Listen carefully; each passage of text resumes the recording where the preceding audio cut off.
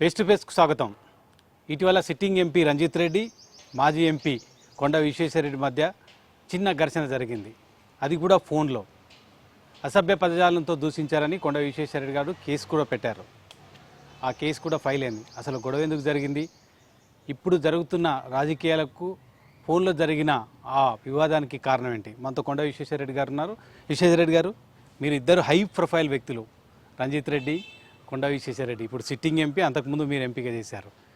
ఫోన్లో జరిగిన ఒక చిన్న మాటల యుద్ధం కేసు వరకు దారితీసింది. ఎందుకు, ఏం జరిగింది అసలు?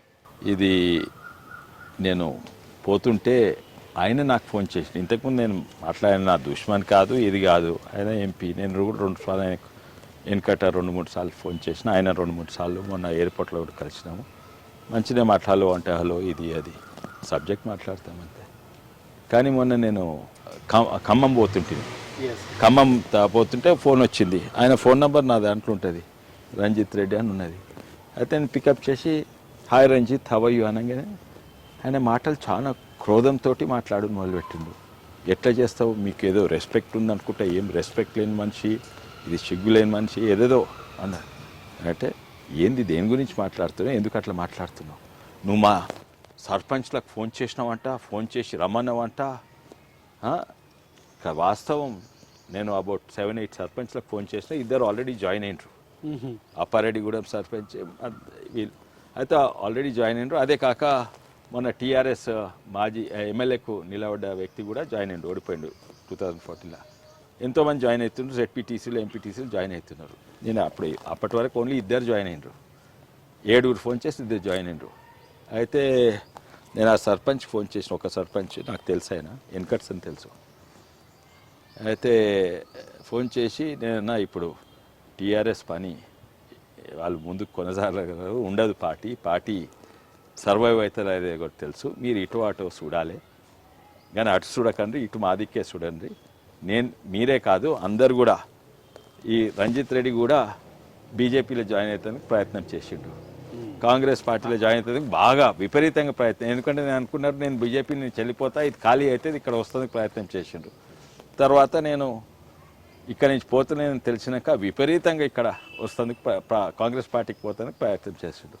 ఎంతోమంది, వీళ్ళే కాదు మొత్తము చేవల పార్లమెంట్ ఎంతోమంది లైన్ కట్టిండ్రు, ఇటో అటో పోతందుకు, చాలా మంది ఇటు వస్తుందుకే ప్రయత్నం చేస్తున్నారు. అయితే నేను సర్పంచ్ చెప్పిన, కొంతమంది ఇద్దరు జాయిన్ అయినరు. అయితే దానివల్ల ఆయన కోపం వచ్చింది. ఎందుకంటే ఆ సర్పంచ్ ఆయన తెలుసు, ఆయన పేరెందుకు చెప్పాలని. సర్పంచ్ ఆయనకు ఫోన్ చేసిండు. ఆయన ఫోన్ చేసి ఇట్లా మీరు ఇటు కాంగ్రెస్ పోతున్నట్టే నిజంగా అంటే కోపం వచ్చినట్టుంది. ఆ కోపం మీద నన్ను ఫోన్ చేసినట్టున్నది. కోపంగా మాట్లాడుతుండొచ్చు, కానీ ఓ హద్దు దాటిపోయిందని నేను అనుకున్నా. అయితే ఇగో ఇట్లా కోపంగా మాట్లాడితే ఇప్పుడు 7గురికే ఫోన్ చేసిన, ప్రతి ఒక్క సర్పంచ్ ఎంపీటీసీ ZPTC ఫోన్ చేస్తా, అట్లా చేయరాదు, ఎట్లా చేస్తావు ఇది అదంటే తప్పనిసరిగా చేస్తా అనే వరకు ఆయన కోపం వచ్చి, ఆయన పెంపకము, ఆయన వ్యక్తిత్వము, ఆయన సంస్కృతి, ఆయన సాంప్రదాయాలు అన్నీ కూడా ఇవి ఆయననే రివీల్ చేసుకున్నాడు. ఇంకా దాని గురించి నేనేం చేయాలి? దాంతో మీలాంటి వ్యక్తి అట్లాంటి పట్టించుకోరు, పోయి కేసు పెట్టడం పెద్ద సంచలనం అయిపోయింది. అంటే కేసు స్థాయిలో అంత వాగ్వాదం జరిగిందా? ఆ పదము వాడొద్దు, ఎవరు కూడా వాడొద్దు, ఎవరు కూడా వాడొద్దు ఆ పదము. వేరే వ్యక్తి మీద అయితే ముగ్గట్టుట ఒక్క చెప్పదెబ్బ ఇష్టం. నేను అట్లే అదే సమయం అది. కానీ ఎంతోమంది టీఆర్ఎస్ వాళ్ళు నాకు ఫోన్ చేస్తుండ్రు, ఎట్లా వాడతారన్నా, అయినా కూడా అనలేదు, ఇంకో పదం వాడిండు, మా ఊరికి ఎట్లా వస్తాడో చూద్దాము. కాంగ్రెస్ వాళ్ళు నాకు ఫోన్ చేస్తున్నారు, కాంగ్రెస్ నాయకులు, ఎంత ధైర్యం అట్లా మాట్లాడు, ఇచ్చేయాలని అచ్చేయాలని, ఏం చేయకు, మీరేమైనా చేస్తున్నా మళ్ళీ నా మీద పడుతుంది, ఏం చేయకండి, నేను ఇచ్చిన ఇక లా విల్ టేక్ ఇట్. కానీ మీరు ఇద్దరు మంచి ఫ్రెండ్స్, రంజిత్ రెడ్డి, కొండ విశ్వేశ్వరరెడ్డి. అయ్యో హఠాత్తుగా ఫ్రెండ్స్ అనకండ్రి, ఆయన ఓ వ్యక్తి, నేను ఓ వ్యక్తి, ఇచ్చే మర్యాద ఇస్తాను. అటువంటి వాళ్ళు నా ఫ్రెండ్స్ ఎవరు లేరు. నాకు తెలిసినంత వరకు కొండ విశ్వేశ్వరరెడ్డి గారికి మంచి వ్యక్తిత్వం ఉన్న వ్యక్తి. ఏదైనా ఉంటే వ్యక్తిగతాన్ని ఎదుర్కొంటారు, పార్టీ పరంగా ఎదుర్కొంటారు, లేకపోతే రాజకీయాలలో ఔన్నత్యాన్ని, గౌరవాన్ని నిలబెట్టడానికి ప్రయత్నం చేస్తారు. ఇది ఒక ఎగ్జాంపుల్ పెట్టాలి. కానీ ఆ పార్టీలో ఉన్న సర్పంచ్లను మీ పార్టీలోకి చేరాలి, నాతో రండి అని చెప్పడం నైతికత అనిపించిందా మీకు? మరి 200% ఆ పార్టీలో ఉండగలగరు, ఉండొద్దు, తప్పనిసరిగా ఆ పార్టీ వదిలిపెట్టాలి. మీకు ఇంకేం కొంతమంది ఏంటంటే వాళ్ళని దటాయించిండు, ఈయన్నే కాదు వీళ్ళ బాస్లు కూడా మీ ఆ పార్టీలు అంటే మా బీజేపీలో ఉన్న వాళ్ళని కాంగ్రెస్ ఉన్నారు థ్రెటన్ చేసిండ్రు. మీ ఆ పార్టీలు ఉంటే ఓపెన్గా థ్రెటన్, న్యూస్ ఇట్లా ఇంటర్వ్యూలో థ్రెటన్ చేసిండ్రు, పబ్లిక్ స్పీచ్లో థ్రెటన్ చేసిండ్రు. మీ ఆ పార్టీలు ఉంటే ప్రభుత్వ పథకాలు మీకు మీ వాళ్ళకు ఒక్కటి కూడా అందవు. అందాలంటే మా పార్టీకి రావు. నేను అటువంటివి ఏం చెప్పలేదు. కానీ వాళ్ళకు నువ్వు మనకు తేడా బీజేపీలో లేదా? వాళ్ళకు మనకు తేడా లేదా? వాళ్ళు బెదిరించారు, పార్టీలోకి రావాలన్నారు, వెల్ఫేర్ స్కీమ్స్ రావని చెప్పారు. వాళ్ళు ఏ విధంగానైతే రాజకీయ ప్రత్యర్థులు లోబర్చుకొని నేను పైసలు వాడలేదు. చేశారో మీరు కూడా అదే ప్రయత్నం చేశారా వాళ్ళని రమ్మని మీ పార్టీలోకి? లేకుంటే కొడతా అన్నానా, లేకుంటే పథకాలు రావని చెప్పినా లేదు. ఆ పార్టీ నాశనం అవుతుంది. తెలంగాణ నాశనం చేసిన పార్టీలా ఎవరు కూడా ఉండొద్దు అని చెప్పిన. నేను నీకు ఇస్తే నీకు నీ పైసలు ఇస్తా అన్నానా, నేను నీకు ఇస్తే నిన్ను దటాయిస్తా కొడతా తిడతా అన్నానా, లేకుంటే మీకు ప్రభుత్వ పథకాలు రాకుండా చేస్తామన్నానా, ఏమని లేదు. తప్పనిసరిగా అంత ఫ్రస్ట్రేషన్ రంజిత్ రెడ్డిలో రావడానికి మీరేమైనా కారణం వెతికారా? ఆ కారణం నేను కాదనుకుంటా. ఆ కారణము ఇది మీరే కాదు, మీరే ప్రత్యర్థి. నేను అనుకుంటున్నా ఆ కారణం కాదు. ఎందుకంటే ఇప్పుడు సర్వేలను అన్నీ చెప్తున్నది ఈ పోటీ ఓన్లీ కాంగ్రెస్ ఇంకా బీజేపీ మధ్యలోనే ఉంటుంది. ఈ నేషనల్ ఎలక్షన్స్లో వాళ్ళు పేరు మార్చుకున్నా కూడా వాళ్ళు ప్రాంతీయ పార్టీ కాదు, మేము టీఆర్ఎస్ కాదు, భారతీయ రాష్ట్ర సమితి పేరు మార్చుకున్నా కూడా ఎవరు నమ్ముతలేదు. అండ్ ఇది పోటీ ఇద్దరి మధ్య ఉంటుంది. అందువల్లనే ఫ్రస్ట్రేషన్, సర్వేలు చూసి ఫ్రస్ట్రేషన్, ప్రజలు మాట్లాడి చూసి ఫ్రస్ట్రేషన్. తర్వాత ఇద్దరు సర్పంచ్ జాయిన్ అయ్యారు. మీరు ఎక్కువ సర్వేలు చేపిస్తుంటారు, సర్వేలను నమ్ముతారు, సర్వేలను విశ్వసిస్తారు. మీరు కూడా వ్యక్తిగతంగా సర్వే చేసుకుంటారు. రేపటి ఎలక్షన్లో కాంటెస్ట్ చేయాలి కాబట్టి ఏం చెప్తున్నాయి తెలంగాణలో పబ్లిక్ మూడ్ ఏ విధంగా ఉంది లోక్సభ ఎన్నికల్లో? ఎలక్షన్స్ ముందు అందట్లో మోసపోయేటోళ్ళు రాజకీయ నాయకులు, క్యాండిడేట్స్. ఎలక్షన్ తర్వాత అందరు మోసపోయేటోళ్ళు ప్రజలు. అదే ఇండియాలో భారతదేశం రాజకీయాలు అట్లా తయారైంది. ఇప్పుడు నేను ఎవరినన్నా పోయి అడిగిన అనుకో, సార్ మీరే సార్ గెలుస్తాడు, ఇప్పుడైతే మోడీకో ఇప్పుడైతే మీకే వేస్తామంటే చెప్తారు. అందుకే సర్వేలు, న్యూట్రల్ సర్వేలు అవసరము. కానీ నేను ఈసారి ప్రత్యేక సర్వే చేయలేదు. 15,000 శాంపుల్, 14,500 చిల్లర శాంపుల్లతోటి నేను అసెంబ్లీ ఎలక్షన్స్ అప్పుడు సర్వే చేసిన. అప్పుడు కొన్ని ప్రాంతాలలో ఎక్కువ, ఎస్పెషలీ మహేశ్వరం, రాజనగర్, షేర్లింగంపల్లి చాలా మంది 30% వరకు, మేము 35% వరకు, 34% వరకు బీజేపీ వేస్తా అన్నారు. అక్కడ దిక్కు తక్కువ మంది, చేవెళ్ళ, వికారాబాద్ తక్కువ అన్నారు. అయితే ఎవరైతే మేము కాంగ్రెస్కి వేస్తామో లేకుంటే ఎవరైతే మేము టీఆర్ఎస్కి వేస్తామో వాళ్ళ అదో 10,000 మంది ఉన్నారు. వాళ్ళకే వాళ్ళ అడ్రస్లు, ఫోన్ నెంబర్లు ఉన్నాయి. వాళ్ళకే మళ్ళీ ఫోన్ చేసి వాళ్ళ మీదనే డిప్స్టిక్ సర్వే చేస్తున్నాం. కొత్త సర్వే కాదు. అసెంబ్లీ ముందే ఎలక్షన్స్లో ఎవరినైతే సర్వే చేసినామో వాళ్ళకే మళ్ళీ మేము పోయి సెకండ్ టైం వాళ్ళ దగ్గరనే పోయి అడుగుతున్నాము. అది చాలా సైంటిఫిక్ సర్వే ఉంటుంది. ఎందుకంటే ఎట్లా ఉంది సార్ మూడు? ఇంకా కొలికి వచ్చిందా సర్వే? ఎట్లా ఉంది మూడు, పబ్లిక్ మూడు ఎట్లా? ఇక నేను బీజేపీ పార్టీ పొగడదు అనుకోను కానీ అబ్సల్యూట్ వన్ వే ఉన్నది. అబ్సల్యూట్ వన్ వే ఉన్నది. మాకు కొన్ని జాగాలలో మొత్తం సర్వే నేను చేయలేదు. నేను నా ప్రాంతం సర్వే చేస్తున్నా. నా ప్రాంతంలో అయితే one way BJP. Ranjith Reddy కోపానికి, ఆగ్రహానికి నేను సర్పంచ్లకు ఫోన్ చేసి అడగడంతో పార్టీ మొత్తం పతనమైపోతుంది, పార్టీలో సర్పంచ్లు ఉండకుండా పోతున్నారు, నా ఓటమి గ్యారంటీ అన్న భావనతో మీకు అంతా గొడవ పెట్టుకున్నాడా ఫోన్లో అని అనుకుంటున్నారా మీరు? అంతే ఉండొచ్చు అనుకుంటున్నా. కానీ నేను ఫోన్ చేసిన దానికంటే ముందే ఫ్రస్ట్రేషన్. ఇగో నీకు నా మీద చాలా కోపం ఉంది ఏదో కారణాల వల్ల. మేము ఇట్లా మాట్లాడుతుంటే ఏదో పెద్ద కారణాలు ఉన్నాయి, కానీ బై మిస్టేక్ మీరు నా మీద ఛాయ్ వాడేసిండ్రు. అప్పుడు నేను నీ గొంతు పట్టుకుంటా. కానీ అది ఛాయ్ వాడేసినందుకు కాదు, నా మీద వెంకట్ సందు ఉన్న క్రోధము. అది ఇప్పుడు రంజిత్ రెడ్డికి మీకు వెంకట్ నుంచి ఏం కోపం ఉంది? నాకేం కోపం లేదు. అందరూ ఫ్రెండ్షిప్ అసలే లేదు. ఆయనో వ్యక్తి, నేనో వ్యక్తి. ఫ్రెండ్షిప్ కాదు. ఆయన నేను ఒక వ్యక్తిని రెస్పెక్ట్ ఇచ్చినట్టు రెస్పెక్ట్ ఇస్తా. ఆయన కూడా నా దోస్తేం కాదు, నేను ఆయన దోస్తేం కాదు, కానీ ఆయన డీసెంటే మాట్లాడేది. అందుకే నేను ఫోన్ చేసి లేపినప్పుడు ఫస్ట్ ఏమన్నా హాయ్ రంజిత్ వాట్సాప్ అని వాళ్ళు పెట్టిన. బీజేపీ కాంగ్రెస్ మధ్యలో పోటీ అని చెప్తున్నారు. చేవెళ్ళలో కూడా అదే సిచ్యువేషన్ ఉందా, లేకపోతే తెలంగాణ? చేవెళ్ళనే అదే సిచ్యువేషన్ ఉంది. తెలంగాణలో అంతటా సిచ్యువేషన్ లేదు. అంతటా బీజేపీ కాంగ్రెసే. కానీ మ్యాక్సిమం నంబర్ ఆఫ్ సీట్స్ అలా అది బీజేపీ చాలా ముందుకుంది కాంగ్రెస్ కంటే. ఎందుకంటే కాంగ్రెస్ ఓటేసిన వాళ్ళే ఇప్పుడు బీజేపీకి ఓటేస్తున్నారు. ఇంకోటి ఒకటి గమనించండి, మీరు ఈటల రాజేందర్ గారు ఎన్నో బై ఎలక్షన్స్ అయినాయి, జిహెచ్ఎంసీ ఎలక్షన్స్ అయినాయి. అప్పుడు ఎన్నో మేము గెలిచినాము. కానీ అన్ని ఓట్లు కూడా బీజేపీ ఓట్లు కాదు. అందులో కొన్ని ఓట్లు కేసీఆర్ మీద కోపంతో బీజేపీయే కేసీఆర్ తండ్రి కొడుకుల పార్టీని బొందబెడతారనే నమ్మకంతో వేసిండ్రు. అవి 100% అండ్ కాంగ్రెస్కు డిపాజిట్ పోయింది. అట్లనే మొన్న కాంగ్రెస్ గెలిచినాయి అన్నీ కూడా కాంగ్రెస్ మీద ప్రేమతోటి కాదు, అది కేసీఆర్ అండ్ సన్ పార్టీ ఆ టీఆర్ఎస్ బీఆర్ఎస్ పార్టీని బొందబెడతందుకు కాంగ్రెస్ కేసిండ్రు. కానీ ఇప్పుడు ఈ ఎన్నికల్లో కాంగ్రెస్ పార్టీ రాష్ట్రంలో అధికారంలో ఉంది కాబట్టి మాకు ఓటేయండి, మేము అధికారంలో ఉన్నాం, ఇంకా అభివృద్ధి చేయడానికి ఆస్కారం ఉందని కాంగ్రెస్ పార్టీ ప్రచారం చేసుకుంటుంది. లేకపోతే జాతీయ స్థాయిలో మేము మోడీకి వ్యతిరేకంగా ఇండియా కూటమిని తీసుకొస్తాం, అధికారంలోకి వస్తామని కాంగ్రెస్ పార్టీ చెప్తుంది. మోడీ మళ్ళీ మూడోసారి అధికారంలోకి రావడానికి ప్రయత్నం చేస్తున్నారు, మేమే అధికారంలోకి వస్తామని మోడీ చెప్తున్నారు. ఇప్పుడు కేటీఆర్ తాజాగా బీఆర్ఎస్ వర్కింగ్ ప్రెసిడెంట్ చెప్తున్నారు, ప్రాంతీయ పార్టీలకు మాత్రమే మోడీని ఓడించే సత్తా ఉంది, ఇండియా కూటమికి లేదు, కాబట్టి మాకు ఓటేయాలని చెప్తున్నారు. ఎట్లా చూస్తారు విశ్వేశ్వరరెడ్డి గారిది? ఇక కేటీఆర్ అని చెప్పుకుంటాడు, ఇక ఎవరు నమ్ముతుండ్రో నమ్ముతలేదో, రేపో మాపో ఈ కాంగ్రెస్ ప్రభుత్వం పడిపోతుంది అని చెప్తూనే ఉన్నాడు, ఎవరు నమ్ముతలేడు, వాళ్ళ సొంత వాళ్ళు నమ్ముతలేరు, పార్టీ వదిలి. అంటే వాళ్ళు మీ మీద ఇంకోటి డిఫెండ్ అయినట్టుంది, పడిపోతుంది అని బీజేపీ మీద. ఐ మీన్ ఆయన అంటుండు, మేము అంటలేము. ఇంకా ఇన్ఫాక్ట్ మా ఇంటర్నల్ మీటింగ్ కిషన్ రెడ్డి గారే చెప్పిండ్రు, ఇప్పుడు కాంగ్రెస్ పార్టీకి అవకాశం ఏమైనా మొన్ననే వచ్చిండ్రు, వారిని విమర్శించకండి, వాళ్ళు సమయం ఇయ్యండి అని మొన్ననే చెప్పిండ్రు.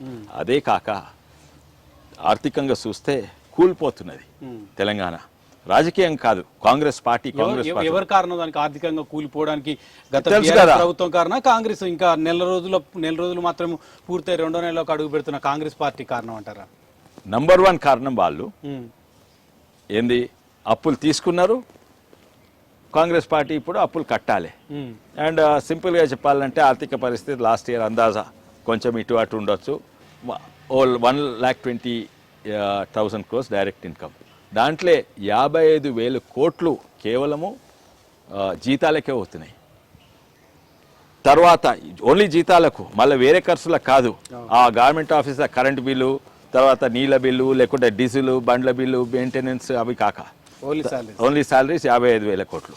60,000 కోట్లు కేసీఆర్ తీసుకున్న అప్పులు వీళ్ళు కట్టవలసి వస్తుంది, రీపేమెంట్, మిగిలిన 5,000 కోట్లు. కానీ వీళ్ళు 60,000 కోట్లు కడితే మోడీ ప్రభుత్వం అనుమతిస్తే ఇంకా 20,000 కోట్లు తీసుకోవచ్చు. ఎఫ్ఆర్బిఎం పరిధి మేరకు, ఎఫ్ఆర్బి దాటినాక కూడా ప్రభుత్వం ఇస్తుంది అప్పుడప్పుడు. అయితే మొత్తం 25,000 కోట్లల్లో ప్రభుత్వ సంస్థలను మెయింటెనెన్స్ అది నడిపియాలి, ప్లస్ పెన్షన్ కట్టాలి, రైతు బంధు కట్టాలి, కరెంటు బిల్లు ఫ్రీ, ఉచిత కరెంట్ ఇవ్వాలి, కళ్యాణ లక్ష్మి ఇవి అవన్నీ కూడా చేయాలి, షాదీ ముబారక్లు అవన్నీ కూడా ఇవ్వాలి. దాని మీద 6 గ్యారంటీలు. అయితే వచ్చే ప్రభుత్వం వాళ్ళు పొలిటికలీ కాదు ఆర్థికంగా చాలా కూలిపోతారు, పెట్టుకోలేదు. 6 గ్యారంటీలను అమలు చేసేందుకు అవసరమైన నిధులు లేవు. 6 గ్యారంటీలు కాదండి, ఇప్పుడు ఉన్న పథకాలు అమలు చేస్తాను, 6 గ్యారంటీలు ఎట్లా చేస్తారు? అయితే ఇక్కడ కాంగ్రెస్ ప్రభుత్వం ఉన్నా కూడా వాళ్ళు మోడీ గారు 9,000 కోట్లు అనుమతి ఇచ్చిండ్రు ఇక్కడ తీసుకుంటందుకు. నిజంగానే రాజకీయ కక్ష బట్టి ఇది మా తెలంగాణ ప్రభుత్వము బీజేపీ ప్రభుత్వం కాదని ఇవ్వకుంటే ఇప్పటి వరకు కరెంటు కూడా ఉండకుండే, అదే కదా ఒక లైట్ బుగ్గ కూడా నడవకుండా. బీఆర్ఎస్ చెప్తుంది అదే, కాంగ్రెస్ బీజేపీ ఒకటే, మమ్మల్ని అధికారం నుంచి కోల్పోవడానికి చేయడానికి ఈ 2 పార్టీలు ఒకటయ్యాయి అని ఈ రోజు కూడా కేటీఆర్ ఆరోపిస్తున్నారు. చిన్నపిల్లగాడు అమెరికా నుంచి వచ్చిండు, రేవంత్ రెడ్డి గారు అంటే పారాషూట్ ఏదో ఇష్టం ఉన్నట్టు మాట్లాడతాడు, కొన్ని సినిమా చూసి సినిమా భాష ఎవడన్నా నమ్ముతారా అండి? కాంగ్రెస్ బీజేపీ ఒకటంటే ఎవడన్నా నమ్ముతారా? ఆయన సొంత కుటుంబమే నమ్ముతలేదు. బీఆర్ఎస్లో కేసీఆర్ కుటుంబం విధానాలు నచ్చక కాంగ్రెస్ పార్టీలో చేరారు, ఆ తర్వాత బీజేపీలో చేరారు. ఇప్పుడు కాంగ్రెస్ పార్టీ అధికారంలో ఉంది. కాంగ్రెస్ పార్టీ ఇప్పుడు అధికారంలో ఉంది కాబట్టి ఏం చేయాలి?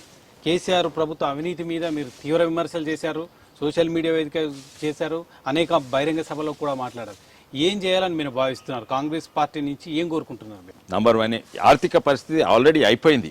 ఆయన అప్పులు తీసుకుంటూ చిప్ప పెట్టిండు, ఆ చిప్పల ఏమీ లేవు, అండ్ ఇది నడవగలిగేది. ఇప్పుడు ఏం చేయాలంటే కాంగ్రెస్ పార్టీ ముందుకు పోవాలంటే నంబర్ 1 మీరు సెంటర్ తోటి మంచి రిలేషన్షిప్ మెయింటైన్ చేస్తున్నట్టున్నది. ఫస్ట్ అన్నిట్ల పెద్ద అప్పు కాళేశ్వరంది. కాళేశ్వరం తోటి కేంద్ర ప్రభుత్వంతో పనిచేసి ఈ మొత్తం లోన్లు ఎవడు కూడా ప్రపంచంలో నాగార్జున సార్ కట్టినప్పుడు శ్రీశైలం అన్న వరల్డ్ బ్యాంక్లోనో జైకాలోనో ఇదో అదో తీసుకున్నారు, అన్ని లో ఇంట్రెస్ట్ లోన్. ఈయన కమర్షియల్ రేట్గా లోన్ తీసుకున్నారు. ఫస్ట్ మీరు అప్పులను రీస్ట్రక్చర్ చేయండి. అయితే మిత్తి తక్కువ చేసి రీస్ట్రక్చర్ అండ్ 25 ఏళ్ళలో కట్టాలి. ఇది 25 ఏళ్ళ కాదు, 30 ఏళ్ళు 35 ఏళ్ళు. అయితే టర్మ్ పెంచుకోండి, అప్పు ఇంట్రెస్ట్ రేట్ తక్కువ చేసుకోండి. అది కేంద్ర ప్రభుత్వం కోఆపరేట్ చేస్తేనే అవుతుంది. దానికి ప్రయత్నాలు చేయండి. ఆల్రెడీ అన్నిట్లో మంచిగా చేస్తుంది, కానీ ఒక్క దాంట్లో ఆల్రెడీ తప్పులు మొదలైనాయి కాంగ్రెస్ పార్టీ. ఏంటంటే మేడిగట్టను రిపేర్ చేయాలన్నా, లేకుంటే మేడిగడ్డ వెనక ఊర్లు మునిగిపోతున్నాయి, దాన్ని బండ్ కట్టి దాన్ని ఆపేయాలన్నా. అసలు మేడిగడ్డ ఎట్లుందో అట్లనే ఇడిచిపెట్టాలి. దాన్ని రిపేర్ కొరకు ఒక్క పైసా కూడా ఖర్చు పెట్టద్దు. మేడిగడ్డ మీద పెట్టిన 3,200 కోట్లను టచ్ చేయకుండా రిపేర్ చేయకుండా అట్లనే వదిలేస్తే అయితే 3,000 కోట్లు కాదండి, మొత్తం 1,00,000 కోట్లు వృధా అయినట్టు. ఎందుకంటే మేడిగడ్డ ఒక్క కాంపోనెంట్, ఆ కాంపోనెంట్ కాదు, అన్ని కాంపోనెంట్స్ తప్పే. అసలు డిజైనే తప్పే, ఓవరాల్ కాళేశ్వరం డిజైనే తప్పు. దాన్ని ఉన్నట్టు ఉంచండి, దాని మీద ఒక్క పైసా ఖర్చు పెట్టకండి. దాన్ని ఒకవేళ మేడిగడ్డను రిపేర్ చేస్తే నీవు 2 విధానంగా తప్పు. ఒకటేమో టెక్నికలీ తప్పు, బికాజ్ దాన్ని రిపేర్ చేస్తే లాభం లేదు. ఒక అవసరం ఉన్న ఒక యూస్ఫుల్ వస్తువును రిపేర్ చేస్తే మళ్ళీ వాడుకోవచ్చు. ఒక యూజ్లెస్ వస్తువును రిపేర్ చేస్తే అది ఏం లాభం లేదు. ఒకవేళ మీరు రిపేర్ చేస్తే మీరు స్టాంప్ ఆఫ్ అప్రూవల్ ఇస్తున్నారు కేసీఆర్ కాళేశ్వరంకు మేడిగడ్డకు, అది యూస్ఫుల్ ఉంది, మేము రిపేర్ చేస్తే అది వాడుకోవచ్చు. అది 180 టీఎంసీలు ఓన్లీ మేడిగడ్డను బేస్ చేసుకునే వాటర్ పంప్ చేయాల్సి ఉంటుంది. దాన్నే కాదంటే మళ్ళీ ఎక్కడ కట్టాలి? మళ్ళీ 3,200 కోట్లు ఇప్పుడు ఇంకా అది ఇట్స్ పెట్టాలి. ఇంకొక దగ్గర కట్టాలా? ఇంకో దగ్గర కాదు, ఒరిజినల్ ఇంటేక్ పాయింట్ కరెక్టే. కానీ ఈవెన్ నేను వ్యతిరేకించింది నేనే కాదు, కేసీఆర్ గారు కూడా, అందరు కూడా, ఇంక్లూడింగ్ కోదండరామ్ గారు అప్పుడు తెలంగాణ రాకముందు ప్రాణహిత చేవెళ్ళను కూడా వ్యతిరేకించింది మేము, ఇంక్లూడింగ్ కేసీఆర్. దాన్ని డిజైన్ మార్చిండ్రు, ఉన్న డిజైన్ ఇంకా అధ్వానంగా చేసిండ్రు.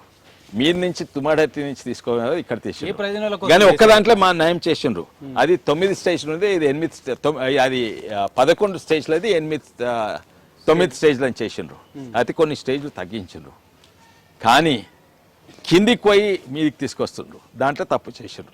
అట్లీస్ట్ 2-3 ఇయర్స్ ముట్టొద్దు, రీస్ట్రక్చర్ చేసి లోన్ తక్కువ చేసుకోవాలి, రీపేమెంట్స్ తక్కువ చేసుకోవాలి. ఓ 10-20 కోట్లు మిగులుతాయి.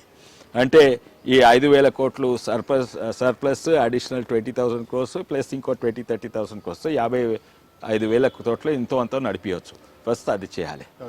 సెకండ్లీ మీరు ఒప్పుకోవాలి, ఈ ఉన్నాయే అమలు చేసేందుకు పైసలు మిగులుతాయి, కొత్తవి అమలు చేయరాదు, మాకు సమయం ఇవ్వండి, ఇంకో 3-4 ఏళ్ళు సమయం ఇవ్వండి అని ప్రజలతోటి మీది తప్పైంది అని ఒప్పుకొని ఇది డీలే చేయాలి.